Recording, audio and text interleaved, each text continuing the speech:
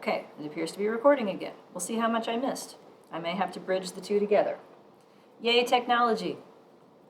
Anywho, yes, random effects introduce an expected pattern of correlation. If you add an intercept, that's a constant pattern. If you add a random slope, that's non-constant as a function of what your value is on the predictor that random slope is for. And it introduces heterogeneity of variance at the same time along the values of the predictor the slope is for. Does that make sense? You want to hear any of that again? Maybe. We'll talk about it repeatedly. You will hear it again at some point, whether you like it or not. Let's just put it that way. So this approach is a little more flexible. It works far better for generalized models. Of course, my computer now wants to restart itself. No, thank you. I'm in the middle of a lecture. So generalized models, meaning outcomes that are not conditionally normal. So the problem with that is it's easy to think about, let's say I have an unstructured matrix, right? I have a different variance at each occasion. Cool. What if my outcome is binary? Do binary variables have estimated variances? Nope.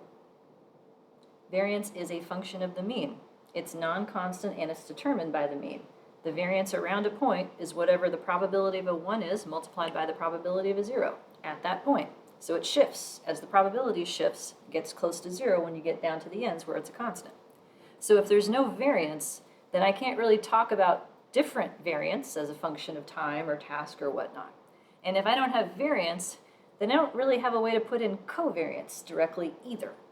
So random effects are pretty much the only alternative if you want to stick with regular, like true maximum likelihood and not pseudo likelihood to introduce dependency in generalized kinds of outcomes.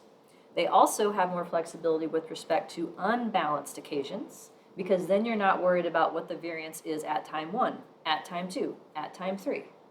You don't have to have balanced occasions. You can have 1.2 and 1.4 and all that stuff. And random slopes then predict a function of changing variance, not discrete values. So it's a smoother, more parsimonious process.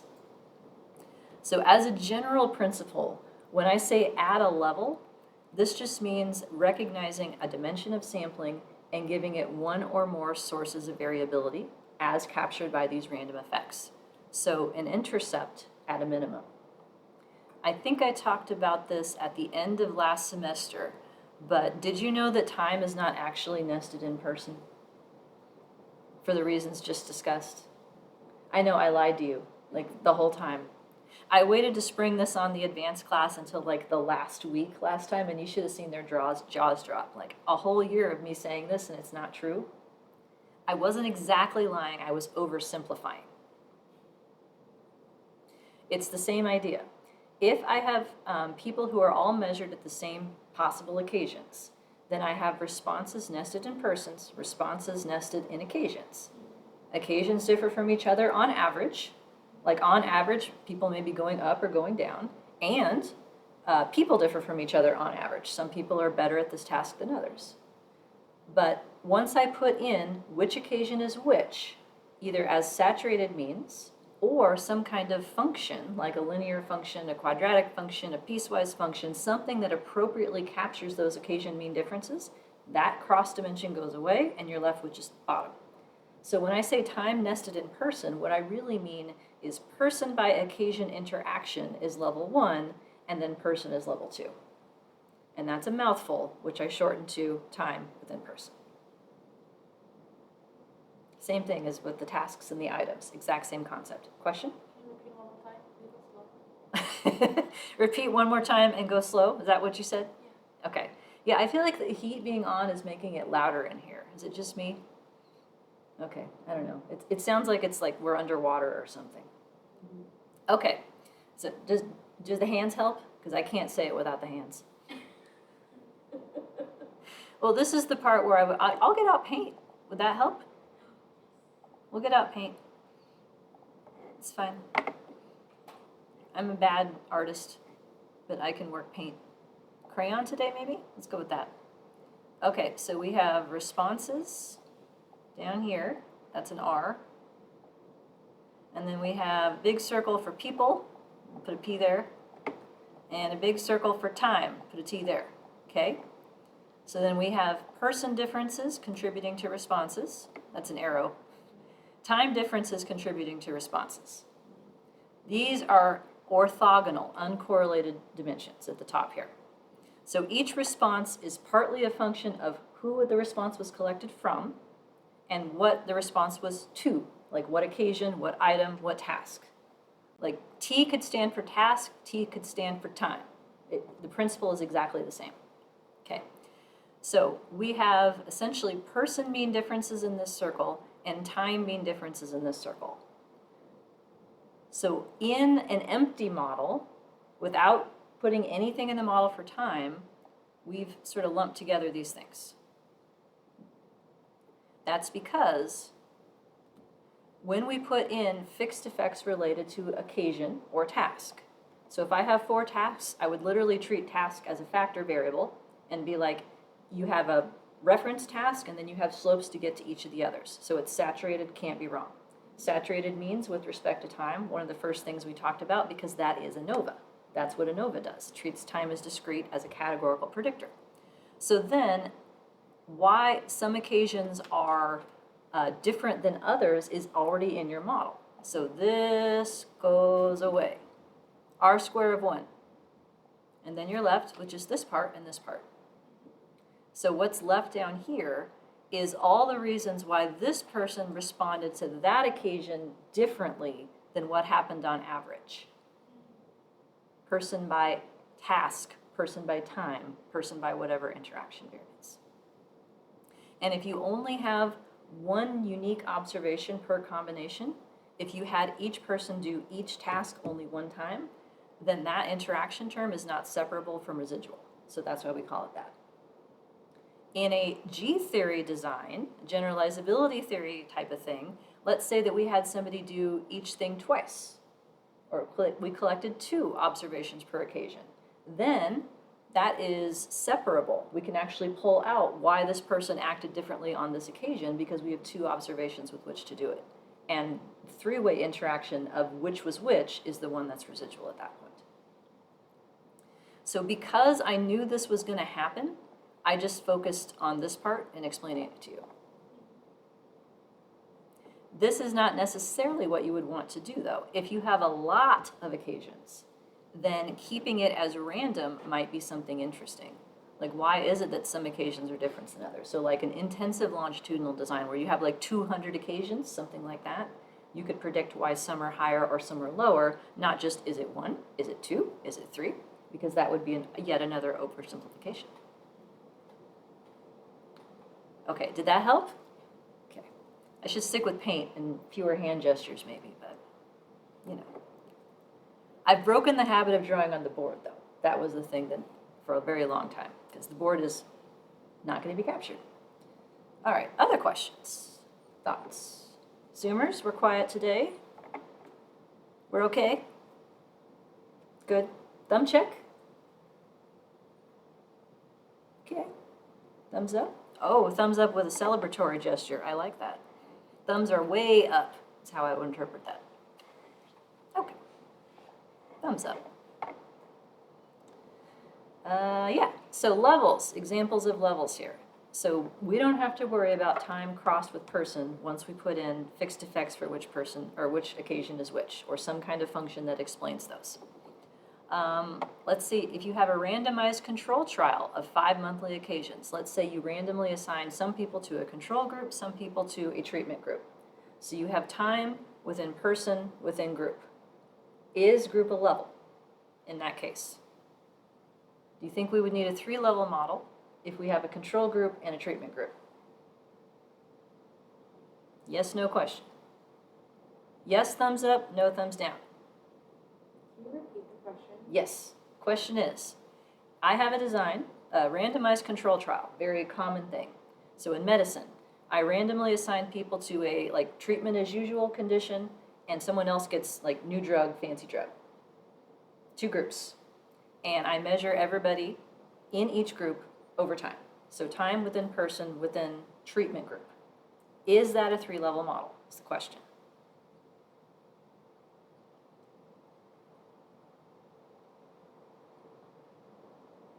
No. Got one vote for yes, one vote for no, and a lot of people smiling. 2 votes for no, 2 votes for yes. My first feeling is like maybe 3, but then if it's 3, you won't ask this question, so you just maybe not. It's 2. Because you also mentioned 10 when you Yeah. were working before. So we have the more pragmatic answer. Well, she wouldn't be asking me this if the right answer were 3, so I'm going to go with 2. Yeah, at first, I will say everyone is right because it depends on where you're thinking about it. At first, yes. Before you put which group is which in the model, like there is an unexplained source of variability. But once you put in whether someone is in the control group or the treatment group and give a slope to that, then you've controlled for group. Like you don't need a random intercept for group because you have one fixed effect. So at first maybe, but not in execution. When you would need a 3-level design instead, can you think of an extension of that would merit 3 levels and staying with 3 levels the whole time?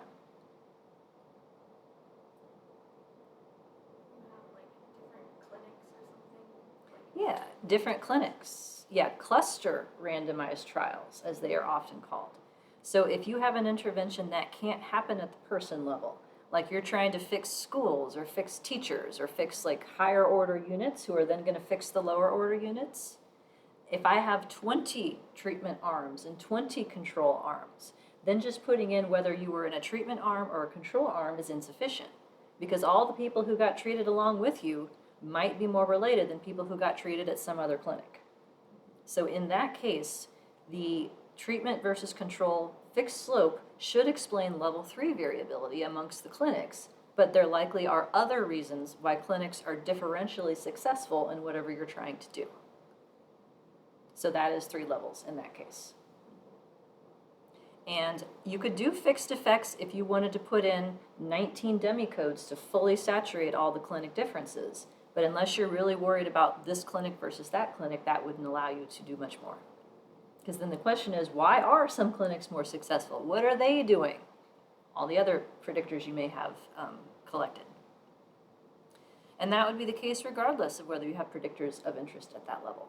Dependency still exists. Another example, different kinds of time. So in a design in which I ask you how hungry you are 4 times a day, I do that for an entire week, and I do that for different kinds of people. Then hunger ratings from the same day may be more correlated than hunger ratings from different days within a person. So in that case, I would have within day as level 1, between day as level 2, between person as level 3. Level 2, when it's sandwiched between 1 and 3, can either be between with respect to 1 or within with respect to 3. You could talk about it as between day or within person. But there's 2 kinds of within person in these kinds of designs. So adding a level means quantifying sampling variability and giving it 1 or more random effects. Levels can be nested or they can be crossed, or they can have some combination of both. That's what we're going to do, because it's the most flexible and the coolest. Says me. All right. Questions, reactions, impressions. That's a new one. No, we're good? Still doing all right? It's hanging in there? All right, so if you need to look up any of this stuff on the internet, here's some words you might pick. That's why I threw this in here. So this semester, we are staying in the world of general linear mixed models. There are such things as general IEs, but I can't get to them. When I first built the syllabus for this class 2 years ago, it was twice as deep as it is now. And I got through half of what I wanted to and realized that I had way overestimated how much I could get through. So this is one thing that if you need this, I have examples, I can help. But we're not covering anything this semester. I can point you towards other resources that I've done for workshops and other classes and things like that, though. But in terms of the terminology and how this links together, the word linear that shows up in all of these demarcations just refers to the form of the model. Linear in this context means linear in the parameters. So slope times variable plus slope times variable plus slope times variable. Linear in the variables is what we have here, nonlinear in the variables. Nonlinear in the parameters would be like exponentiation or like, functions, weird stuff like that that doesn't obey that form. The word general, as used here and here, means conditionally normal residuals. So it's actually very specific. It's not at all general. It was general in 1950 when Jacob Cohen wrote about it as connecting regression and ANOVA. But since then, we've built over it. Generalized means any other kind of outcome. Binary, categorical, count, skewed, what have you. And the ized part means you're picking up link functions to ensure that your predictions stay within the boundaries of that outcome, as well as some other kind of outcome distribution that's better suited for it. So a generalized linear model, which I'll be doing at 2 o'clock, is single level, assumes independent observations. If you have longitudinal or clustered data with these types of outcomes, then that's where you get generalized linear mixed models. So it all sort of stacks on top of each other like a Lego system here. All right, let's go way back. Back to just empty models. Something nice and familiar and comforting, right? We can all use that. It's like, oh, I'm getting overwhelmed. Oh, just give me an empty model again. Okay, good. All right. So 2 sides of the model here. Reintroducing terminology. The fixed effects, these things are constants. They are the same for everyone. So beta 0 is a fixed intercept, beta 1 and beta 2 are fixed slopes in this notation scheme. So this is for a general linear model, one sampling dimension at a time. E here is our model for the variance. And the default in this framework is that E's are supposed to be independent. They're supposed to be conditionally normal and have a constant variance. So the normal and constant variance part go together. That's what generalized models fix. The independent part is what we can fix by adding levels or dimensions of sampling represented by random effects. So if I just go with an empty model single level, everybody gets the same predicted outcome, the beta 0, fixed intercept. So this is where the term model for the means comes from, because you literally start with just the mean for each person, and you refine that mean based on their values on other predictors. We can compute how much variability is left over. And if this is a single level model, then all of this variability is interpreted as person variability, because we can't separate out anything else if we only have one observation per person. But in longitudinal land, we have more. So we switch notation from y sub I to y ti, time within person. And generally, I do level 1 in the first subscript and level 2 in the second subscript. You will see this inconsistent through the literature. So one of the things that I laugh at is when I see something like ti and then the next subscripts are like, I this. It's like, no, I is second. You said so. So try to be internally consistent when you do your notation schemes. But the first thing we do is extend our empty model to add another kind of variance. So we're splitting what we thought of as all the variability in an outcome into parts. So then we get our vocabulary here. The idea of giving each person their own mean is accomplished by introducing a random intercept. And U0I, is that a value or a variance? This thing right here. In notation land, U0I, is that a value or is that a variance?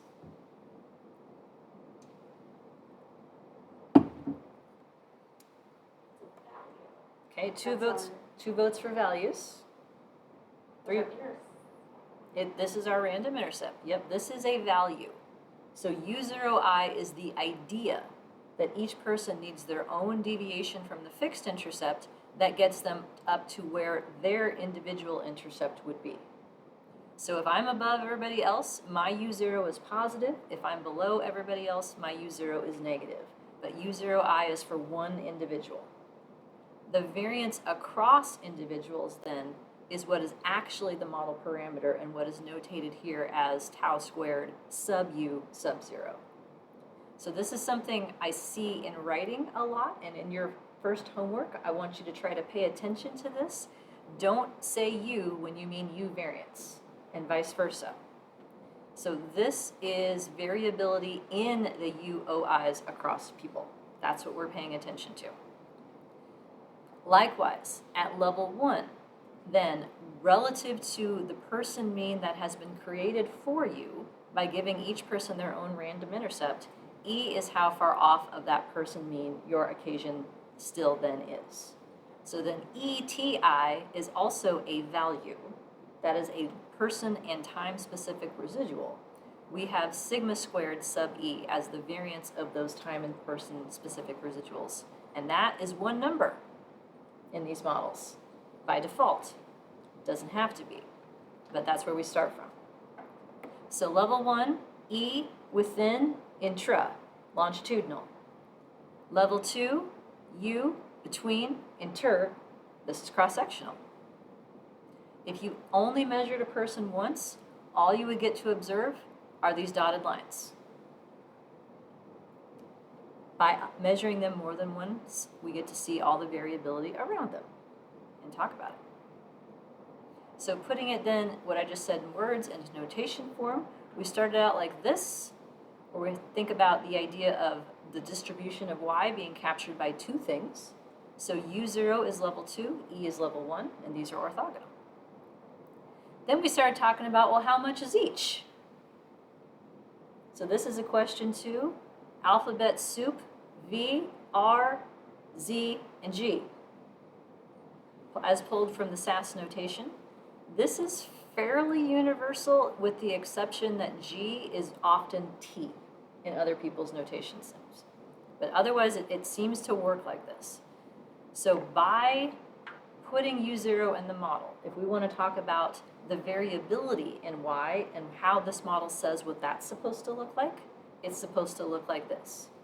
So if I have 5 occasions, what this model is saying is that each occasion is part U0 between person differences, part E time-specific differences, and that is the same regardless of which occasion it is. Constant variance across time. The only reason that occasions 1 and 2 are related is because of U0, is because of random intercept variance. And so if I convert this covariance into a correlation, it will have a special name. Remember that? If I convert this thing into a correlation, it has a special name. ICC. And for those of you who have had exposure to clustered, is that ICC 1 or 2? Because yeah, there's more than one kind.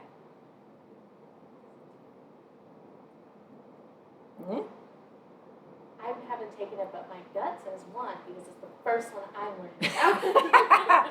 Correct. It's the first one we're talking about. That makes it 1. Yes, ICC2 is what I also called intercept reliability. And that is a much more common thing to report in clustered designs. It's not a thing that people usually report in longitudinal, but they could. So yes, this is ICC1 in particular. So this is built out of levels. We have in the G matrix, right now, just intercept variance across people. G more generally holds all the random effect variances across people. G is anything above level 1.